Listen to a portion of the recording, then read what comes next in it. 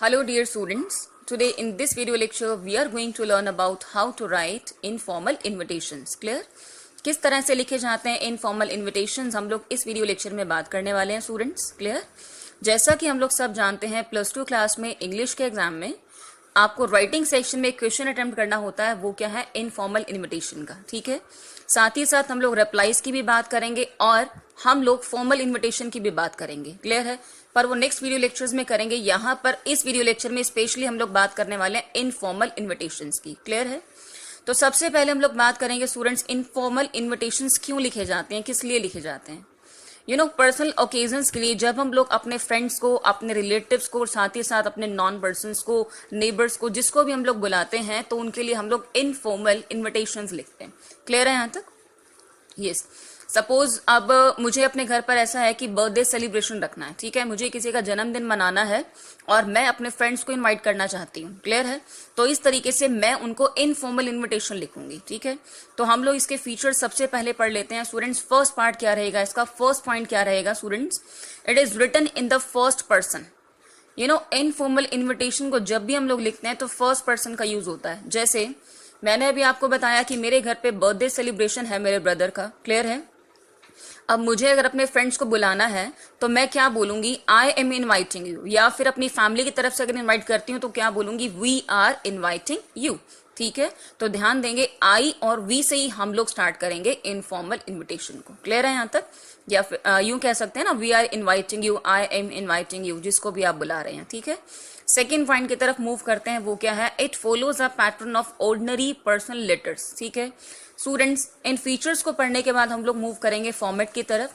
तो आप देखेंगे वहां पर जैसा कि हम लोग लेटर लिखते हैं, इनफॉर्मल लेटर, सेम पैटर्न रहेगा, मतलब सेम फॉर्मेट रहेगा इसका. ठीक है, यस.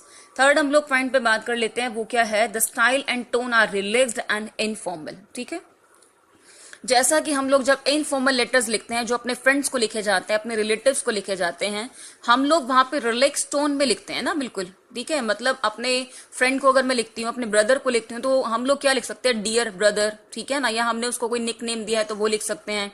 रेस्पेक्टेड ब्रदर लिखने की कोई नीड नहीं होती है ना. इस तरीके से हम लोग बहुत अच्छे से पढ़ने वाले हैं आगे. क्लियर? मतलब मेन चीज आपको ध्यान में रखनी है कि टोन क्या रहेगी, रिलैक्स्ड रहेगी, इनफॉर्मल टोन रहेगी. क्लियर है?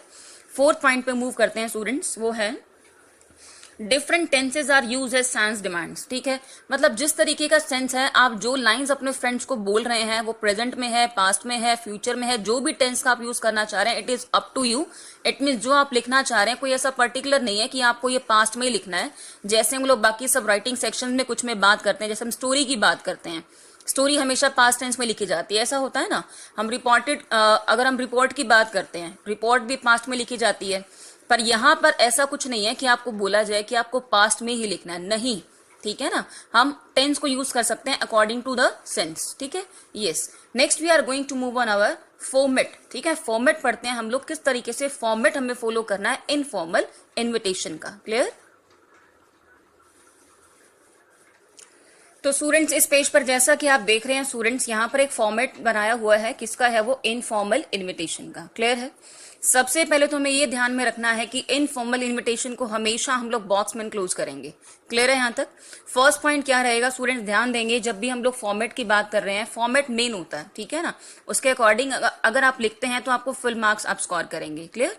यस. फर्स्ट पॉइंट क्या रहेगा, आप एक बॉक्स बनाएंगे. ठीक है, अब यहाँ पर जो हमें लिखना है मैटर, सबसे पहले आप लिखेंगे अपना address, it mean sender's address. Clear है? सेकेंड नंबर पे क्या रहेगा स्टूडेंट्स, डेट.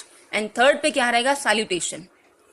जैसा कि अभी हमने इनके फीचर्स की बात की थी इनफॉर्मल इन्विटेशंस के, उसमें आपको बताया गया था कि टोन क्या रिलैक्स रहेगी. इट मींस सैल्यूटेशन में आप रिस्पेक्टेड तो नहीं कहकर लिखेंगे ना. आप फ्रेंड को इनवाइट कर रहे हैं बर्थडे पार्टी के लिए, आप डियर कह के लिख सकते हैं. ठीक है, या फिर आपने अपनी तरफ से अपने फ्रेंड का कोई भी निक नेम रखा है तो आप वो भी लिख सकते हैं यहाँ पर. ठीक है, मेन हम लोग बात करते हैं उसके बाद है बॉडी ऑफ इन्विटेशन. ये हमेशा हम लोग रेलिवेंट इन्फॉर्मेशन देते हैं, हम लोग इसको एक्सीड नहीं करते, मतलब आपको 50 वर्ड्स में इसको वाइंड अप करना होता है. क्लियर है? यस. नेक्स्ट हम लोग बात कर लेते हैं कॉम्प्लीमेंट्री जब क्लोज आता है. ठीक है, क्लोज में क्या लिखते हैं स्टूडेंट्स, आप लिख सकते हैं ट्रूली, सिंसियरली या फिर लविंगली. ठीक है, इनफॉर्मल लिख रहे हैं, लविंगली भी ठीक रहेगा यहाँ पर. देन उसके बाद आपको लिखना है आपका नाम, देन लिखना है आपको डेजिग्नेशन इफ रिक्वायर्ड. ठीक है, नेक्स्ट हम लोग मूव कर लेते हैं, अपना एक सैंपल देख लेते हैं। मतलब यहाँ पर हम लोग एक इनफॉर्मल इनविटेशन का सैंपल मैं आपको बताने जा रही हूँ, आप बहुत अच्छे से समझ जाएंगे किस तरीके से आपको लिखना है। Clear?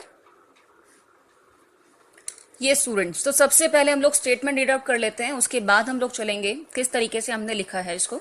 Yes, Smith Benson has come out successful in the medical entrance examination and he has decided to throw a party to his friends to celebrate this occasion. ठीक है, यहाँ पर हम लोग बात कर रहे हैं एक पर्सन जिसका नाम है स्मिथ। अब वो एक पार्टी ऑर्गेनाइज करने जा रहे हैं, क्यों, किस लिए? क्योंकि उन्होंने अपना एक मेडिकल एंट्रेंस एग्जामिनेशन क्लियर कर लिया है। क्लियर है यहाँ तक? उसके लिए वो फ्रेंड्स को बुलाना चाहते हैं और बोल रहे हैं कि मेरे घर पर हम लोग पार्टी ऑर्गेनाइज करने जा रहे हैं। ठीक है, यस। अब आपको क्या करना है, draft an informal invitation giving details of venue, time and date. ठीक है, और 50 वर्ड्स में आपको इसको वाइंड अप करना है। क्लियर है? अगर आपको इस स्टेटमेंट में गिवन है कि कितने वर्ड्स में लिखना है, सो इट इज गुड, और नहीं भी गिवन है तो आपको 50 वर्ड्स में ही लिखना है, ध्यान देंगे आप। ठीक है, यस। तो सबसे पहले उसका एड्रेस है, किसका एड्रेस है यहाँ पर? स्मिथ का। ठीक है, स्मिथ बुला रहे हैं ना, सेंडर कौन है यहाँ पर? स्मिथ है। क्लियर है?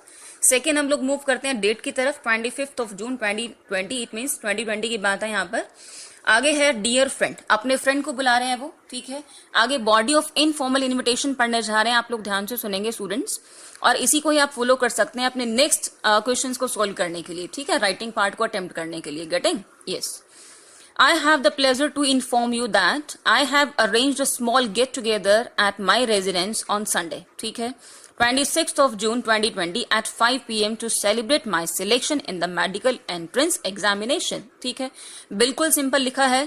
क्या बोल रहे हैं स्मिथ? आई से लिखा है ना, देखो यहाँ पे फर्स्ट पर्सन खुद इनवाइट कर रहे हैं। क्लियर?